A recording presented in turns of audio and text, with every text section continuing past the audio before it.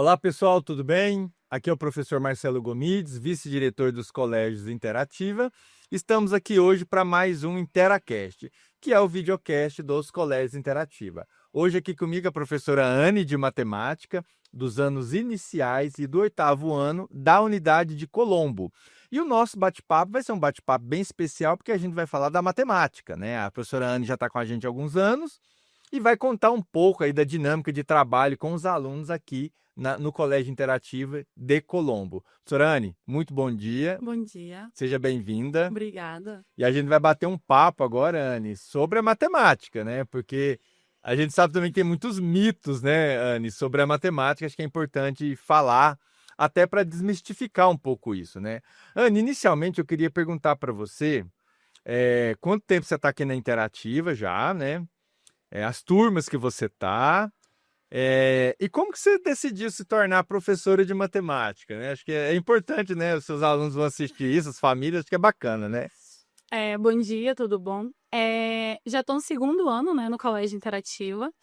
Iniciei nos anos iniciais, então hoje atualmente sou professora de matemática do terceiro, quarto, quinto ano e do 8º ano do fundamental maior. Uhum.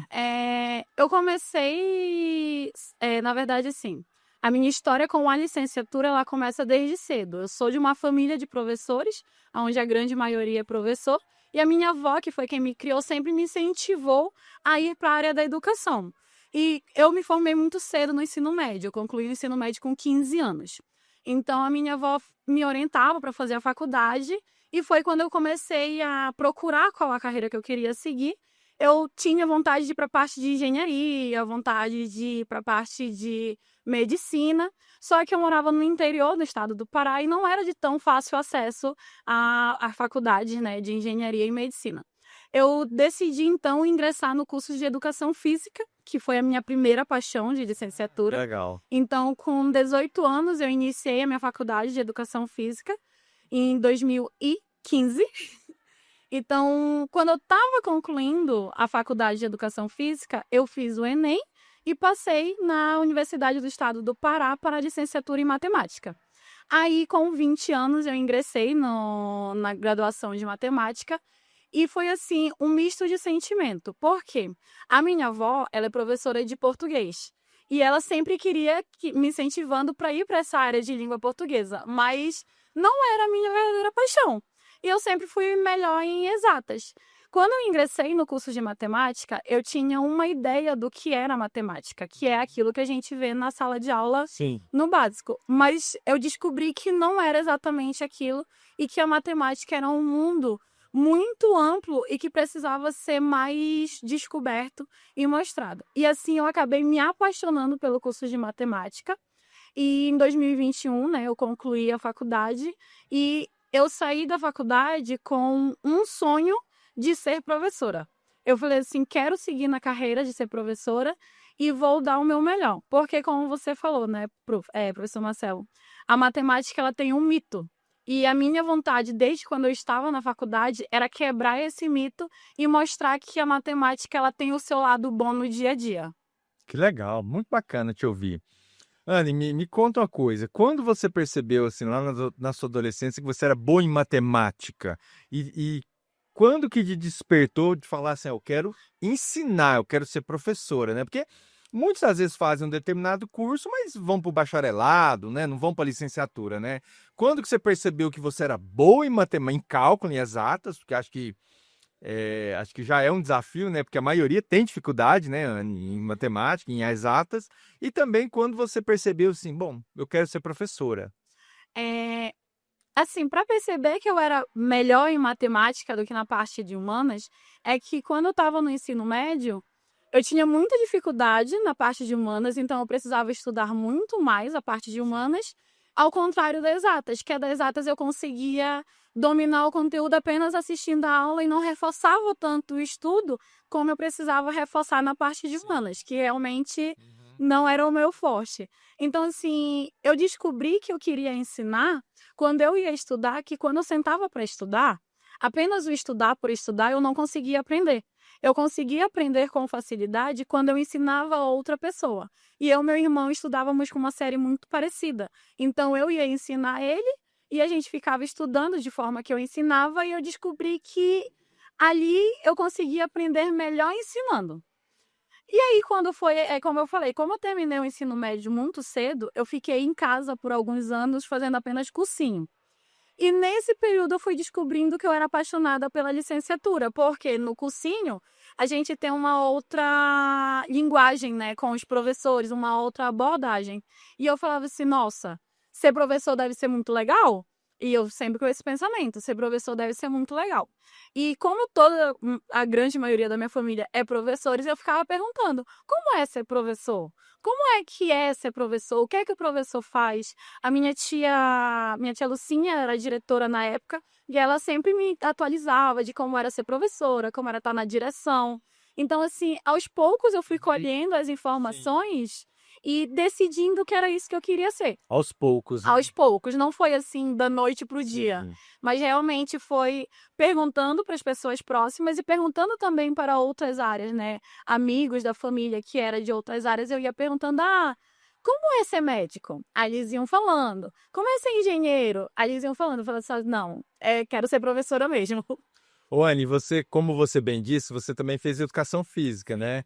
E qual dos cursos você gosta mais? Você também atua na educação física, Atuo, né? só que na educação física hoje eu atuo apenas no ensino superior, Ah, como tá. professora no ensino superior. Eu gosto dos dois, eu tenho as duas paixões. Só que são duas vertentes muito diferentes, né? Uma é totalmente diferente das outras. Às vezes eu consigo fazer uma interdisciplinaridade entre as duas, fazer uma atividade com os pequenos que envolva a matemática e envolva a educação física. Levo também para a faculdade o ensinamento que eu tenho na sala de aula, porque na sala de aula não é só nós, professores, que ensinamos os alunos. Sim. Nós também aprendemos muito Uhum. com os alunos. Então, eu tento passar esse ensinamento para esses próximos professores que estão se formando na minha mão. Então, eu gosto dos dois, são duas vertentes muito diferentes. Mas hoje, trabalhar com a matemática com a educação do Fundamental 1 está sendo a minha maior paixão, eu acho que pelas crianças. As crianças fazem eu me apaixonar pelo dia a dia. Que às vezes o cansaço está ali, mas de pensar que eu tenho as crianças aqui na escola é a maior motivação de vir trabalhar. Que não se torna um trabalho por trabalho, Claro. mas sim que eu tenho um compromisso, eu tenho uma responsabilidade com eles. Então, eu acho que essa vai ser a minha maior paixão no momento. Que legal. Ô, Anne, aqui na Interativa esse ano a gente introduziu, né, uma metodologia nova que são os professores especialistas, né? Então a gente tem aí no terceiro, e quarto e quinto ano dos anos iniciais, você com a matemática nessas 3 séries, a professora Silvia em português e a Pâmela com humanas, né? Eu queria que você contasse um pouco para o pessoal, né, que está nos assistindo, como tem sido esse desafio, né? Porque normalmente toda vida a gente troca de sala, né? Sim. E aqui nessas 3 séries a gente vê os alunos trocando de sala. Eu queria que você falasse um pouco sobre isso. Assim, como você disse, é um desafio, né? Para as crianças, principalmente, foi uma novidade bem grande para eles. No início, eles estavam um pouco assustados, ainda estavam ali um pouco, como é que eu posso dizer, relutante com a mudança. Foi uma mudança boa, porque trabalhar com salas específicas, com salas temáticas, dá autonomia tanto para as crianças quanto para os professores. Cada professor, na sua especialidade, consegue preparar o ambiente da sua sala especificamente para o conteúdo que está sendo trabalhado. Como ano passado eu já estava na escola e eu era especialista, onde eu andava de sala em sala, tinha situações de que eu não conseguia trabalhar vamos se dizer, uma metodologia ativa de um jogo, porque eu precisava estar andando com muito material que acaba impossibilitando de estar fazendo essa mudança de sala em sala. Sim. Eu tendo uma sala, eu já consigo preparar o ambiente para a turma que eu vou receber no dia. Então, eu consigo fazer atividades muito mais dinâmicas, mais elaboradas, que eles vão aproveitar para compreender o conteúdo. Além de trabalhar com as crianças, a autonomia, aonde eles são responsáveis pelos materiais deles, Sim. de estar organizando, arrumando a sua bolsa. Cada professora tem a sua regrinha ali na sala, com as mochilas, com os livros, os cadernos. A gente sentiu muito a responsabilidade das crianças com o estojo. que antes eles abriam os estojos e perdia caneta, perdia lápis, perdia tesoura, e hoje eles já têm mais esses controles, porque eles sabem que a aula vai terminar em um determinado momento e eles não podem estar com todo aquele material para fora. Então, trabalha a autonomia e a responsabilidade deles, e um ponto que eu acho muito importante é que trabalha o foco e a atenção. Porque se eles têm 2 aulas ali comigo, eles sabem que eles têm 2 aulas comigo e em seguida eles vão ter uma aula de português. Eles precisam ter foco na aula que vai ter, porque vai acabar o tempo e acabou o conteúdo, acabou a aula daquele momento. Não vou dizer assim, não, vocês vão continuar comigo até o fim do dia, a gente vai revendo aos poucos. Então, o foco que eles adquirem em saber que eles têm um determinado tempo para aquela aula, vai trabalhando a atenção que eles precisam ter naquela aula. Então, assim, além da autonomia, o foco vai sendo trabalhado muito bem com eles, que no início a gente sentiu essa dificuldade, porque eles ainda estavam com aquela ideia de que eles passam um dia naquela sala e que, não conseguimos terminar o caderno. Eles vão ter ainda um tempo maior para terminar. Só que agora eles têm os tempos determinados. Acabou a aula, eles precisam arrumar as coisas deles e mudar de sala. Então, trabalha o foco, a atenção e a autonomia.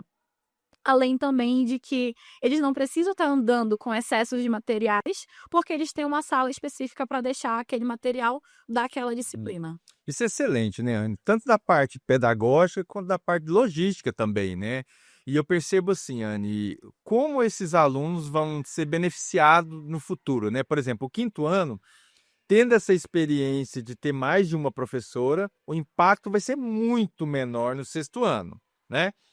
E os do 3º ano de 25, que vão viver isso no 4º e no 5º, eles vão ser mais beneficiados ainda, porque eles vão pegar mais experiência ainda de chegar no 6º ano, né? Exatamente. Eles não vão sofrer aquele choque de chegar no Fundamental 2 e no 6º ano ser inserido ali para 10 professores e uma disciplina, um dia ter 3, 4 disciplinas diferentes, porque eles já estão sendo preparados ali desde a base.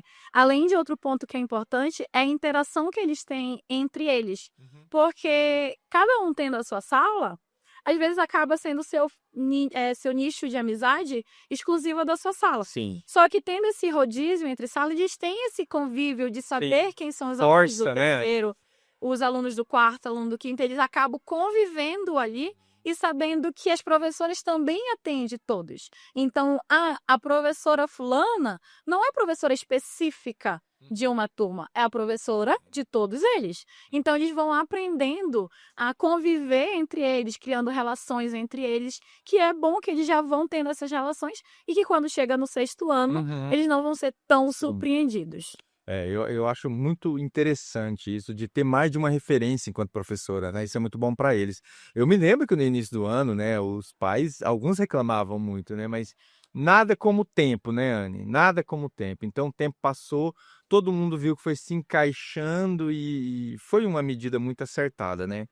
Anne, eu queria que você falasse um pouco agora de metodologia, né, do trabalho em si. A gente usa o poliedro, que é um material bem desafiador, né, que hoje é um dos principais materiais do Brasil. Eu queria que você falasse um pouco como é trabalhar com essa turminha que já nasceu digital, né? O que eu posso dizer? A matemática, eu vou falar da matemática especificamente, ela é um desafio por si só. Só que eu acho que o maior desafio que a gente tem quando a gente trabalha a matemática é quando a criança ela já tem uma barreira com a matemática, que ela já diz assim, eu não gosto.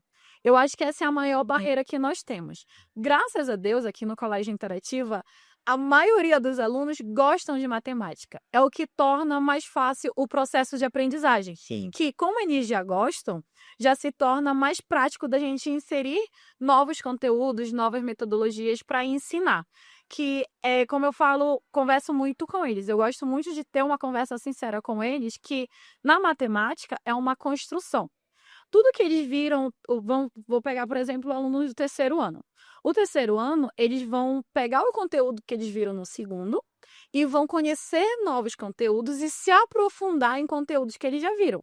Por exemplo, em geometria. Em geometria, no segundo ano, é apresentado o básico do que é um poliedro, do que é um polígono. Quando eles entram para o terceiro ano, começa a se aprofundar esse conteúdo. Já vai ter elementos, já vai ter definições, coisas que eles ainda não conheciam. Quando eles passam para o quarto ano, eles começam a conhecer novos poliedros. Quando chega no quinto ano, eles vão aprofundar todo esse conhecimento, incluindo os cálculos, o que até o quarto ano eles ainda não incluíam. Então, no quarto ano, eles fecham a ideia do que um poliedro tem profundidade, e no quinto ano eles começam a fazer os cálculos de volume, conhecendo o metro quadrado e o metro cúbico. Então, é uma construção de conhecimento.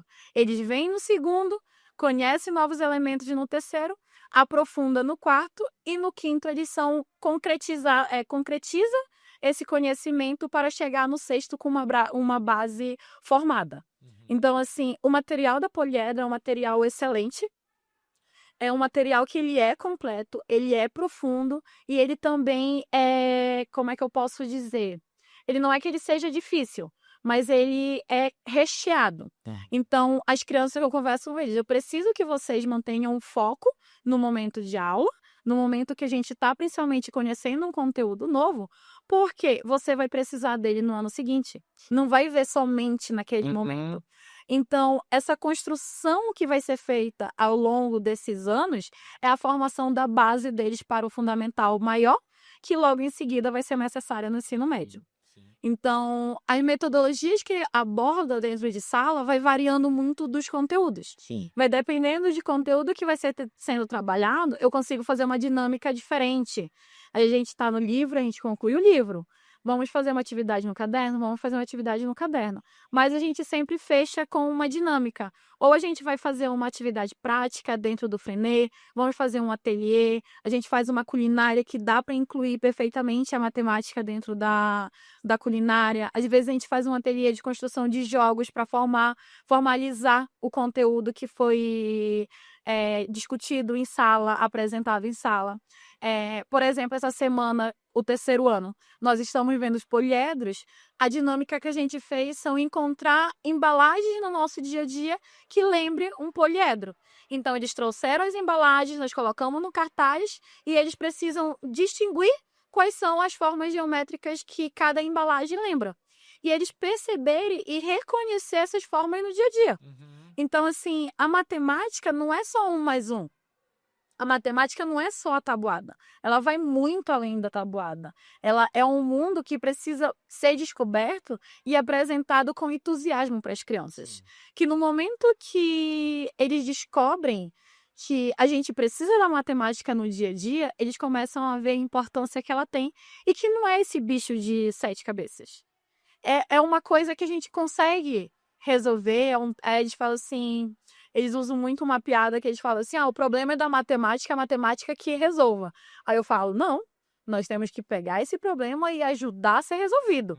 Então, juntos, a gente sempre prioriza muito resolver juntos, para a gente poder ter as ideias que a matemática apresenta e conseguir reconhecer.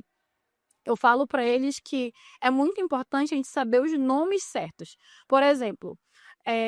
muitas crianças só sabem o que é mais e menos. Aí eu falo para eles, é adição e subtração. Porque o mais é uma ideia da adição. Então, é preciso eles entenderem que tem um nome correto e que tem ideias que aquele conteúdo apresenta. Saber ler uma questão e entender o que aquela questão quer dizer. Então, a gente também precisa da interpretação de texto, precisa ter o foco na leitura. Então, é um trabalho em conjunto. A matemática não existiria se a língua portuguesa não estivesse junto.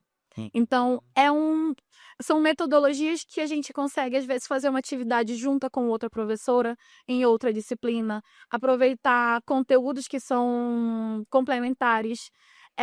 Então, vai dependendo muito dos conteúdos que nós vamos abordando na sala de aula, para ver quais as metodologias que vamos abordando no dia a dia, para facilitar, né, o processo de ensino-aprendizagem.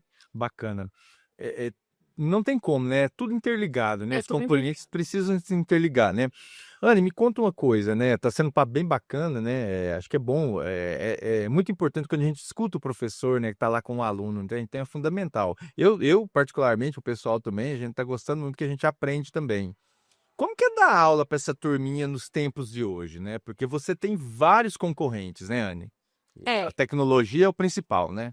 eu vou usar agora assim um exemplo que eu falo. Quando eu tô dando aula no Fundamental Menor, é uma pegada, Uhum. é uma fala, é uma maneira de lidar com eles. E quando eu vou Tem que para tirar o chip, né?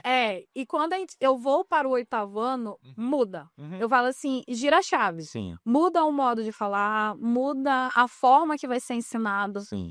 E o Fundamental Maior, acho que hoje eles são mais inseridos nesse mundo da tecnologia, que acaba sendo o maior desafio que nós temos. Por quê? Para eles, tudo precisa ter um porquê. Aonde eu vou usar isso? Então, os menores, eles ainda estão encantados, eles estão aprendendo coisas novas.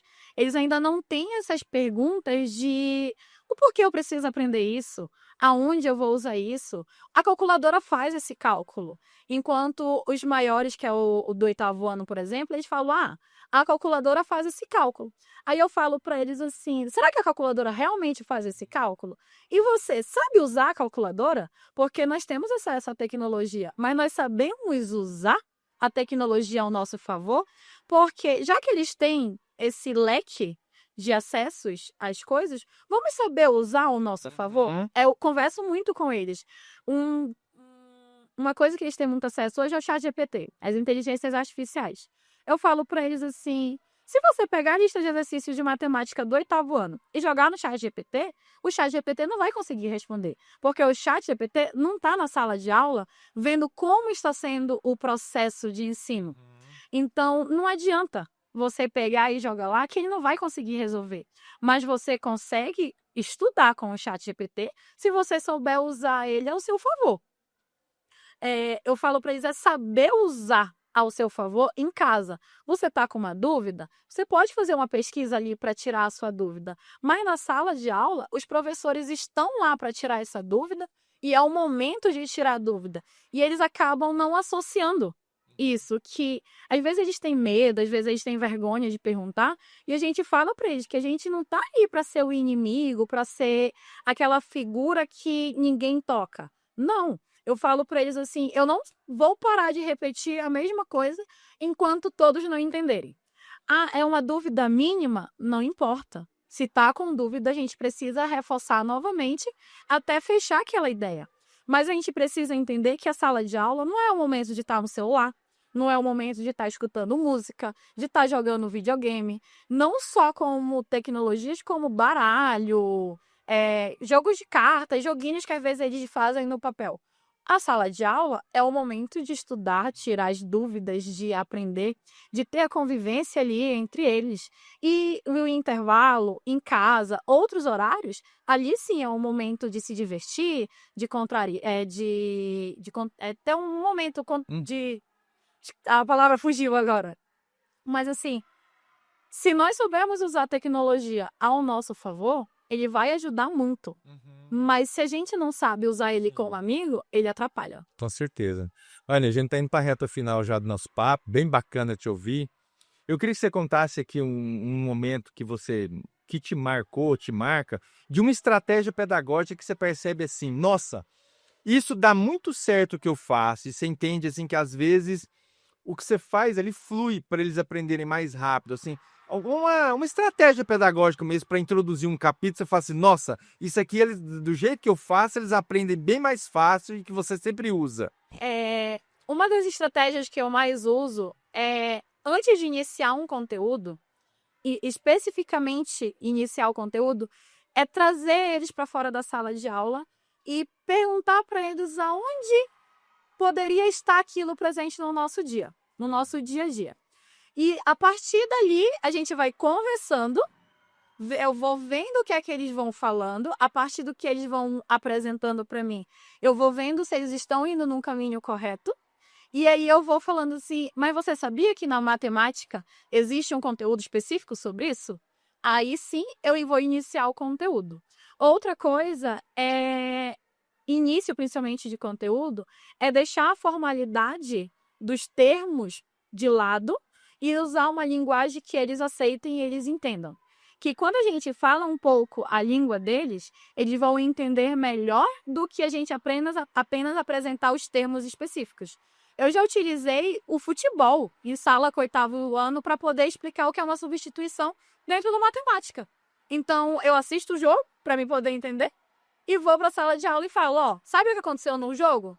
Aí eu vou falando o que aconteceu no jogo e vou envolvendo a matemática, para eles poderem entender que a matemática não é somente aqueles termos que nós estamos explicando, mas que sim tem uma ideia por fora numa linguagem que eles entendam.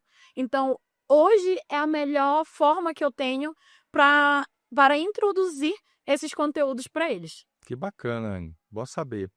Anne, eu queria, para a gente encerrar, queria que você deixasse um recado aí para quem nos assiste sobre a matemática e como quebrar um pouco esse mito, né, que a matemática é esse bicho de sete cabeças, né, porque a gente que, por exemplo, eu sou da área de humanas, né, então a gente sempre tem um pouco aquela resistência, nossa, a matemática é muito difícil, né, e ouvindo você falar, a gente percebe que há diversas maneiras, né, de fazer com que isso fique mais tranquilo para o aluno. Então eu queria que você desse esse recado nesse sentido. É o que eu posso dizer que, assim, a matemática ela não é esse bicho de sete cabeças, mas a primeira coisa que a gente precisa quebrar é esse mito, que ela é difícil. Ela não é difícil, ela só precisa ser compreendida. Quando a gente compreende ela, a gente começa a ver que ela é nossa amiga e que a gente precisa, sim, dela no nosso dia a dia. Então, assim, a matemática, ela precisa que nós abrimos a mente para receber ela. Se nós formos com esse bloqueio, que a matemática é chata, que a matemática é difícil, realmente ela vai se tornar difícil. Mas quando a gente aceita que ela vai nos ajudar e que eu permito dizer que tenho dúvidas e preciso de ajuda, ela se torna mais fácil. Nós não podemos nos fechar e dizer, eu sou ruim em matemática e está tudo bem. Não, eu preciso ter a mente aberta para dizer, se eu estou com dificuldade, eu preciso que a professora me ajude ou alguém me ajude. Então, a partir dali, ela se torna mais fácil. Bacana, Anne, muito bom. Anne, queria muito te agradecer o seu tempo, né, de estar aqui, quebrando, né, esse mito um pouco da matemática, que acho que é bacana, acho que a primeira maneira é expor, né, para as famílias também o seu trabalho e como você faz, né? Então, eu acho que você tem tido muito êxito aí com os alunos, isso é bem bacana. Então, eu queria te agradecer muito aí por você ter vindo aqui falar com a gente um pouco sobre a matemática. Muito obrigada, eu agradeço o convite de estar aqui. É um prazer também estar no colégio com as crianças, como eu falei. Eles são os meus maiores incentivadores. Então, assim, é a minha motivação diária, são as crianças e essa parceria da escola-família, que eu acho que é o que fortalece o laço do Colégio Interativa. Legal, Anne, muito obrigado, viu? E eu quero agradecer também vocês que nos assistiram, né, nesse mais um Interacast, que é o videocast dos Colégios Interativa. Até a próxima, pessoal. Tchau, tchau.